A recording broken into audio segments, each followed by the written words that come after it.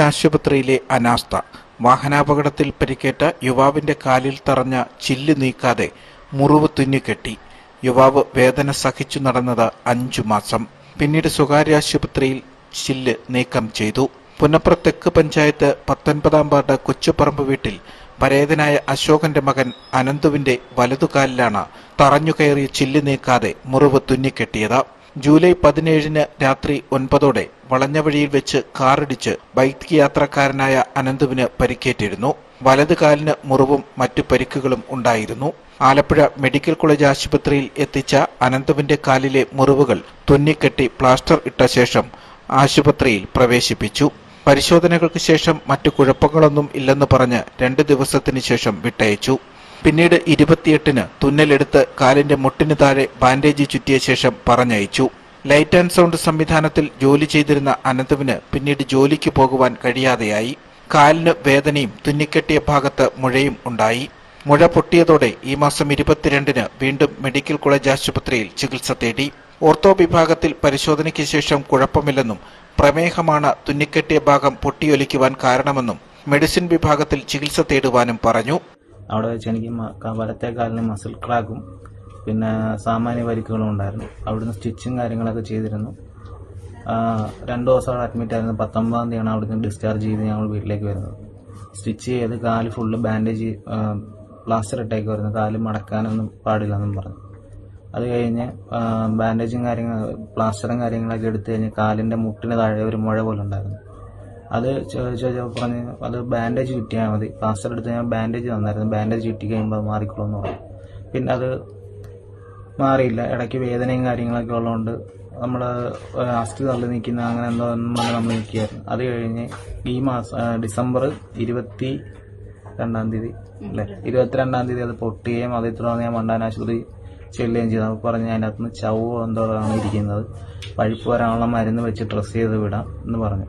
അത് കഴിഞ്ഞ് അടുത്ത OP വന്ന് കാണിക്കണമെന്ന് പറഞ്ഞു. അടുത്ത OP ചെന്നപ്പോഴത്തേക്ക് പറഞ്ഞു അന്ന് മെയിൻ ഡോക്ടർ ഇല്ലായിരുന്നു, ഇച്ചിരി താമസിച്ചാണ് ഞങ്ങൾ ഇന്ന്. അപ്പോൾ അദ്ദേഹത്തെ കാണിച്ചപ്പോൾ അവർ പറഞ്ഞു ഡ്രസ്സ് ചെയ്ത് വിടാം, അടുത്തതിന് വരുമ്പോൾ ഷുഗർ കൂടെ ടെസ്റ്റ് ചെയ്തുകൊണ്ട് വരണമെന്ന് പറഞ്ഞു.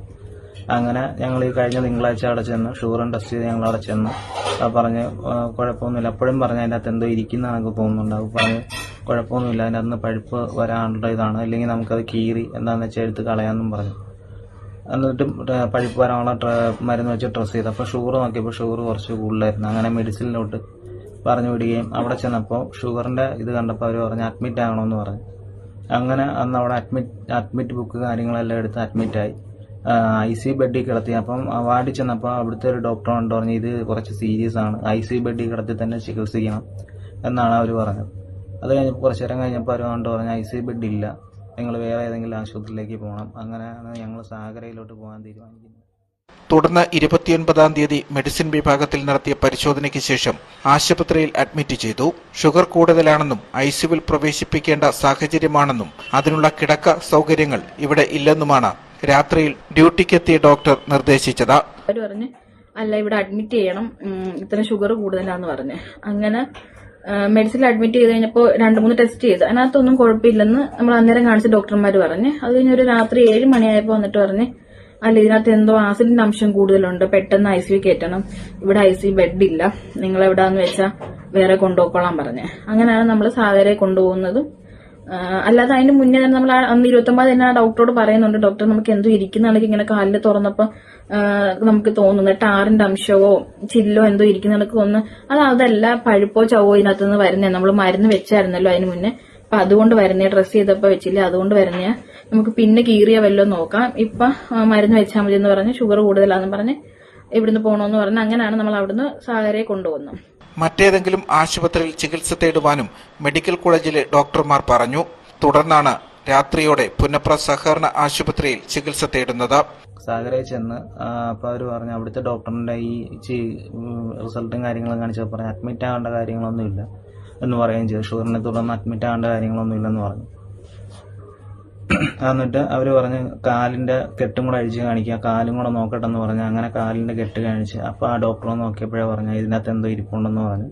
അവർ കത്രയ്ക്ക് എടുക്കാൻ നോക്കി, പക്ഷെ എടുക്കാൻ പറ്റിയില്ല. അപ്പോൾ പറഞ്ഞ് രാവിലെ സർജൻ വന്നിട്ട് സർജനെ കാണിക്കാമെന്ന് പറഞ്ഞ് ഞങ്ങളെ വിടുകയുണ്ടായി അന്ന് രാത്രി. പിറ്റേന്ന് രാവിലെ 29-ാം തീയതി രാവിലെ ചെന്ന് സർജനെ ഒപ്പിച്ചെന്ന് സർജനെ കാണിച്ചു. അന്ന് ആ സർജൻ അവിടെ കാലിൽ മുട്ടിന് താഴെ കീറി ഇത് ഈ കുപ്പിച്ചിൽ അവിടെ നിന്ന് എടുക്കുകയും ചെയ്തു. ഇതാണ് ഉണ്ടായത്. അവിടെ നടത്തിയ പരിശോധനയിലാണ് തുന്നലിട്ടിരുന്ന ഭാഗത്ത് എന്തോ ഉള്ളതായി കണ്ടത്.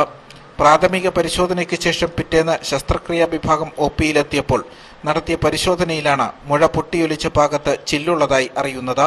ഏകദേശം 1.5 ഇഞ്ച് നീളമുള്ള ഫൈബർ ചില്ലായിരുന്നു ഇത്. പിന്നീട് ശസ്ത്രക്രിയയിലൂടെ കാൽമുട്ടിലെ തുന്നൽ നീക്കം ചെയ്ത ഭാഗത്തുനിന്ന് ചില്ല് പുറത്തെടുത്തു. അപകട സമയത്ത് മുറിവേറ്റ ഭാഗത്ത് തറച്ചുകയറിയ ചില്ലാകാം ഇത്. മുറിവ് കൃത്യമായി വൃത്തിയാക്കാതെ തുന്നിക്കെട്ടിയതായിരുന്നു പിന്നീട് കാലിൽ പഴുപ്പുണ്ടാകാൻ കാരണം. മെഡിക്കൽ കോളേജ് ആശുപത്രിയിലെ ഡോക്ടർമാരുടെ അനാസ്ഥയ്ക്കെതിരെ ആശുപത്രി സൂപ്രണ്ടിന് പുറമെ ജില്ലാ കളക്ടർക്കും അമ്പലപ്പുഴ പോലീസിനും അനന്തു പരാതി നൽകിയിട്ടുണ്ട്.